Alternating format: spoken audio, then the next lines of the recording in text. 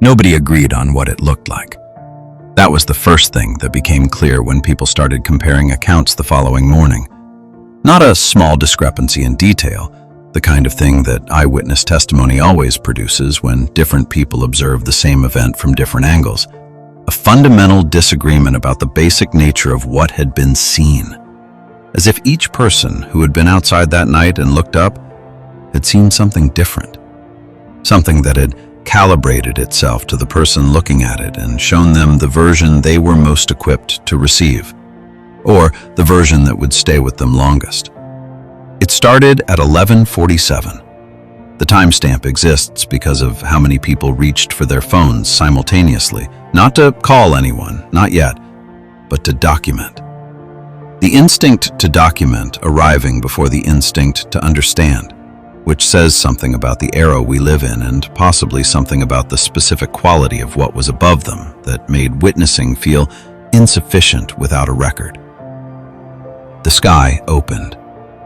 Those are the words that appear most consistently across the accounts. Not broke, not split, not any of the violent vocabulary that describes things coming apart. Opened. The way a door opens. The way an eye opens. A deliberate, controlled, purposeful parting of the sky at a point directly above the town. A seam appearing in the dark between the stars, widening slowly from a line to a gap to something large enough that the people standing below it were standing in the light that came through it. And the light was wrong. Not wrong in the way that unusual atmospheric phenomena produce unusual light, the green of a tornado sky, the red of a wildfire horizon. Wrong in the way that light is wrong when it is coming from a source that does not belong to this world's inventory of light sources. Warmer than sunlight and colder than moonlight simultaneously, carrying a quality that multiple accounts describe with the same inadequate word: alive.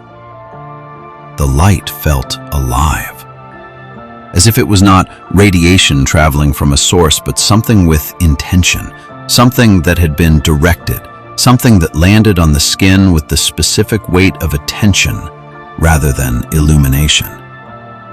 People stopped their cars. People came out of their houses. A bar on the main street emptied onto the pavement. A group of teenagers who had been in the park on the edge of town stood completely still in a rough circle, all of them looking up, none of them speaking, which was the detail that one of their parents, watching from a window across the road, said was more frightening than the sky itself. She had never seen a group of teenagers collectively silent about anything. The opening widened for approximately 4 minutes. During those 4 minutes, the light intensified in a way that was not blinding, but that made the town below it feel examined, specific, selected, as if whatever was on the other side of the gap had identified this particular place on this particular night and opened above it with a deliberateness that ruled out accident, ruled out weather, ruled out every category of natural phenomenon that any of the witnesses attempted to apply to it in the days that followed. And during those 4 minutes, every person standing below it reported the same thing. Not the same vision, not the same sound, not the same external experience, the same internal one. A feeling that arrived without warning and without context, and that every account, regardless of the age or background or vocabulary of the person writing it, described with the same essential content. The feeling of being recognized. Not observed, not studied, not the cold, impersonal attention of something examining a specimen. Recognized. The specific warmth of being seen by something that knows you, that has always known you, and is acknowledging that knowing across a distance so vast that the opening in the sky above a small town at 11:47 on a Thursday night was the closest it could get. A woman who had lost her daughter 2 years earlier stood on her front path and looked up and felt, she used this word specifically in the account she wrote 3 days later and shared publicly. Certain. Not comforted, not healed. Certain.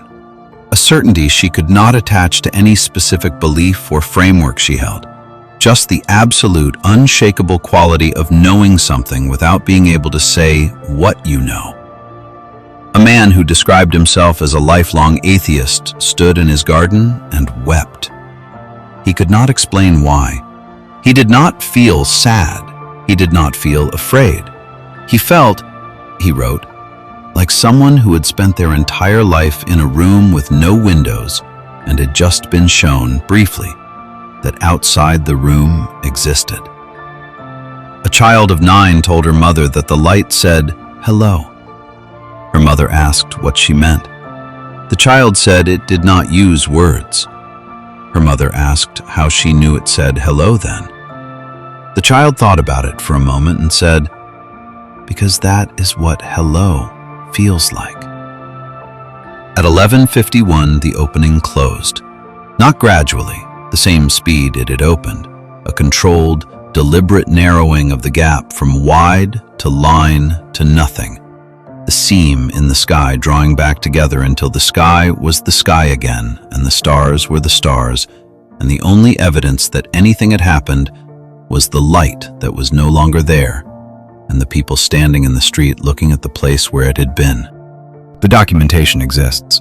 Hundreds of photographs and videos taken from the ground showing a light source above the town that no meteorological or astronomical explanation has been successfully applied to. The footage is inconclusive in the way that the best documented unexplained events are always inconclusive.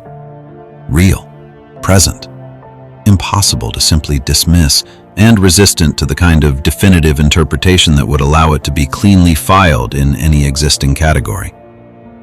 The official responses followed the predictable pattern: weather balloon, atmospheric inversion, unusual reflection from distant light sources.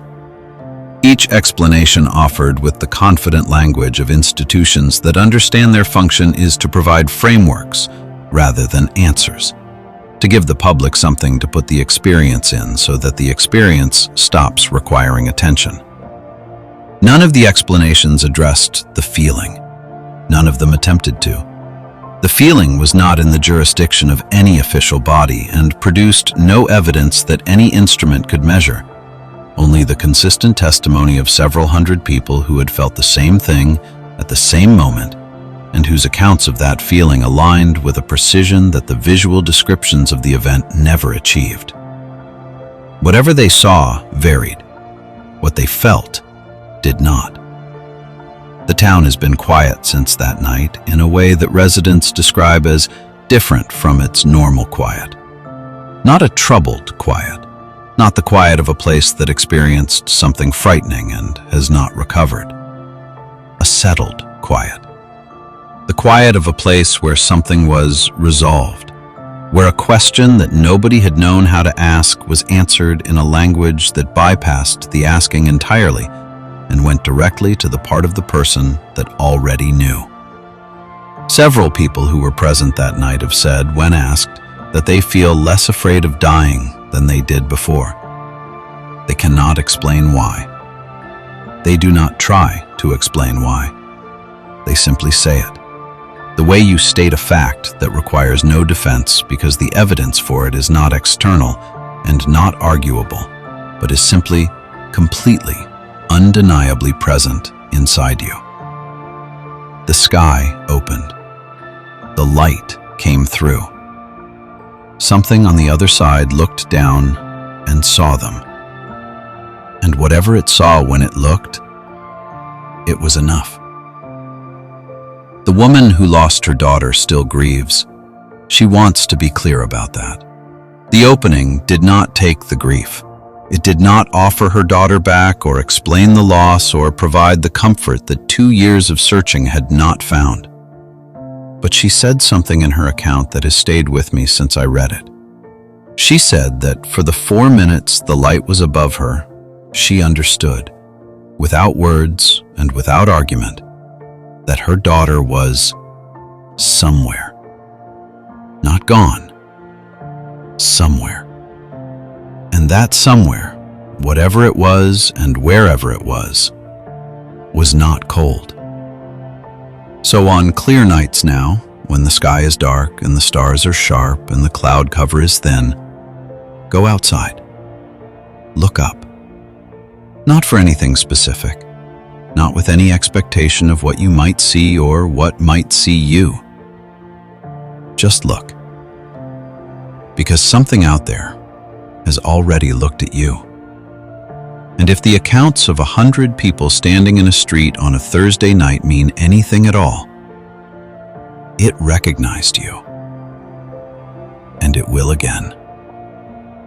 If this one stayed with you, hit subscribe, because we go deep into the nights, the openings, and the things above the sky that the daylight keeps us from seeing.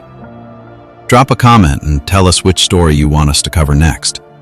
Until then, keep looking up.